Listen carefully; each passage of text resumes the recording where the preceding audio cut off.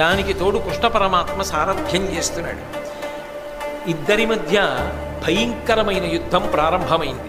అటు కృష్ణార్జునులు ఇద్దరూ శంఖాలు పూరించారు, ఇటు కర్ణశల్యులు ఇద్దరూ శంఖాలు పూరించారు. ఒకరు వేసిన అస్త్రానికి తీసిపోకుండా రెండో వారు అస్త్రం వేస్తున్నారు.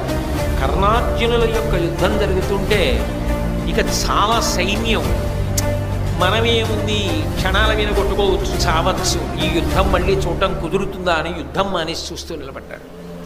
అంత భయంకరమైనటువంటి యుద్ధం జరిగింది. ఇక అర్జునుణ్ణి నిర్జించాలనేటటువంటి బలమైన సంకల్పంతో తాను ఖాండవవన దహనం చేసినప్పుడు తన దగ్గరికి వచ్చి నాగాస్త్రంగా మారినటువంటి అశ్వసేనుడు అనబడేటటువంటి సర్పానికి సంబంధించినటువంటి బాణము కర్ణుడు వరలో పెట్టి ప్రత్యేకంగా చందనముతోటి పుష్పాలతోటి పూజ చేసి ఎప్పుడూ భద్రంగా